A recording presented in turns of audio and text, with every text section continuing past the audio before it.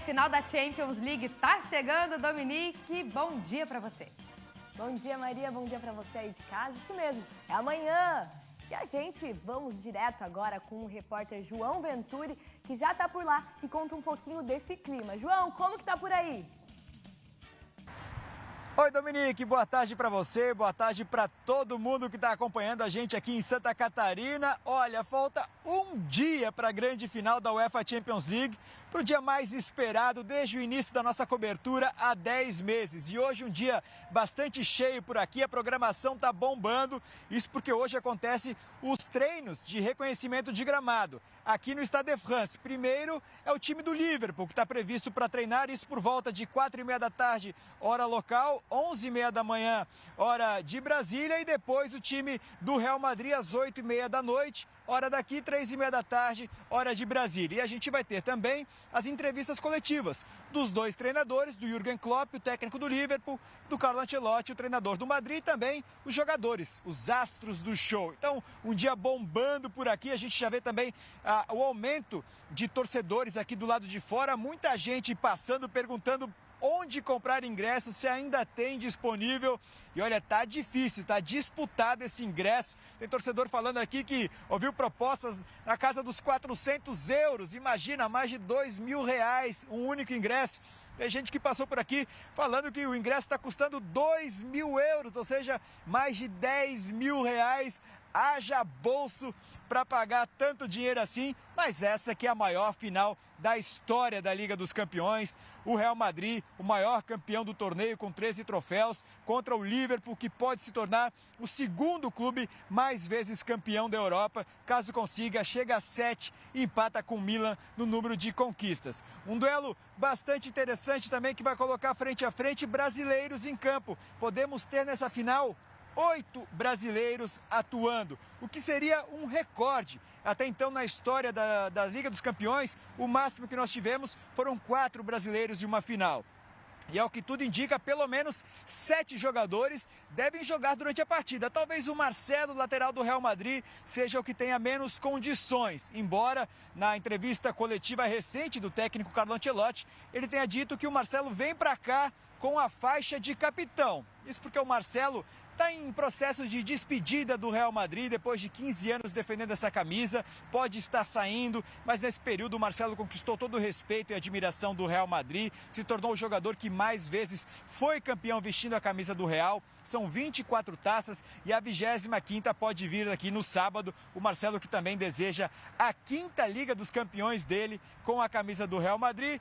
Ele, se conseguir, ele e o Casimiro chegam a 5 e empatam também com o português Cristiano Ronaldo, se colocam ali naquela prateleira alta dos jogadores que mais vezes conseguiram conquistar o principal torneio de clubes do continente. Seguem atrás ainda do espanhol, o Francisco Guento, que tem uma a mais, tem 6, todas vencidas também com a camisa do Real Madrid. Expectativa em alta por aqui, o tempo tá bom, um dia agradável de primavera, temperatura na casa dos 20 graus e o tempo deve ficar firme assim durante todo o dia de hoje e amanhã também, no dia da grande final.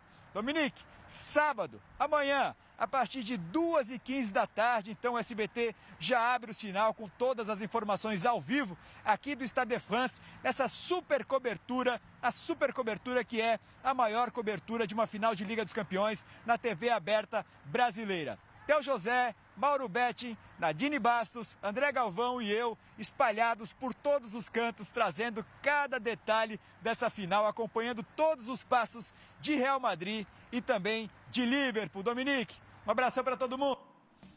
Obrigada, João.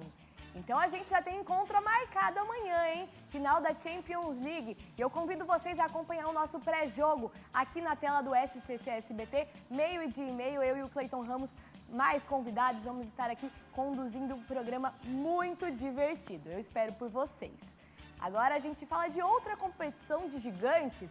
Nessa quinta-feira acontece a última rodada da fase de grupos da Libertadores. Aconteceu nessa quinta. 2 brasileiros foram a campo. Vamos ver agora como foram os melhores momentos.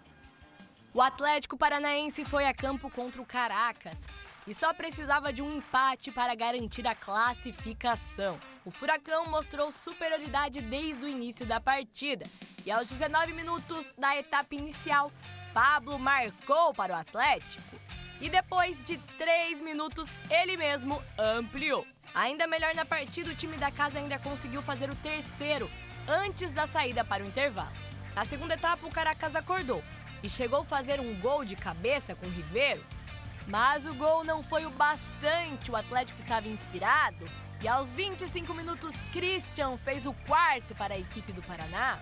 Pedro Rocha, em uma jogada bonita com Pablo, ainda fez o quinto da equipe.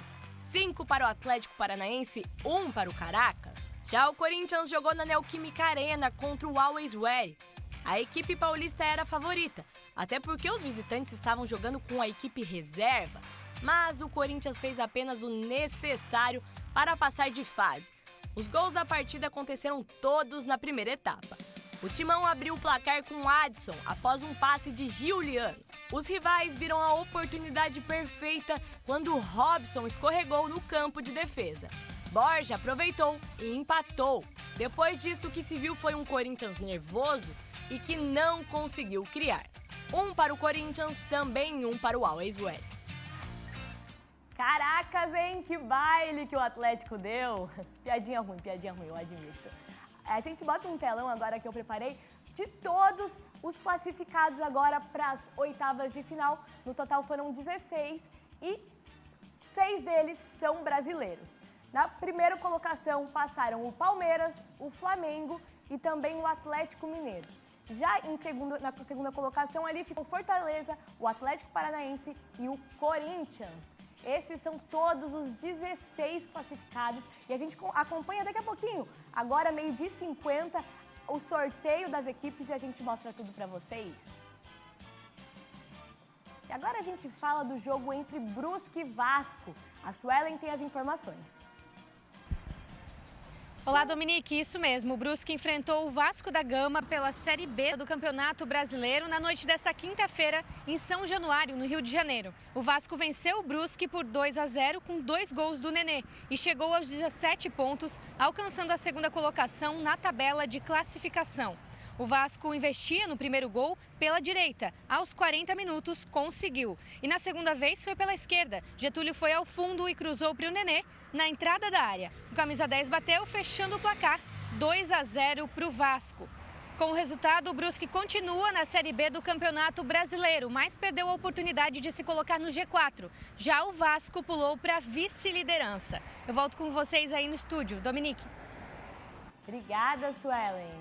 Dominique, então amanhã tem programa especial aqui no SCC SBT de esporte? Exatamente, já fica o convite, já fiz ali no começo do quadro, agora volto a repetir. Amanhã, 12h30, você tem compromisso marcado aqui com a gente.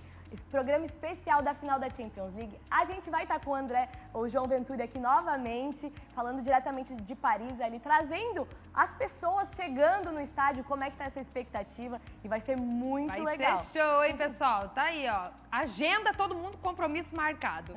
Amanhã, hein? Hoje eu fico por aqui. Tchau, Maria. Tchau.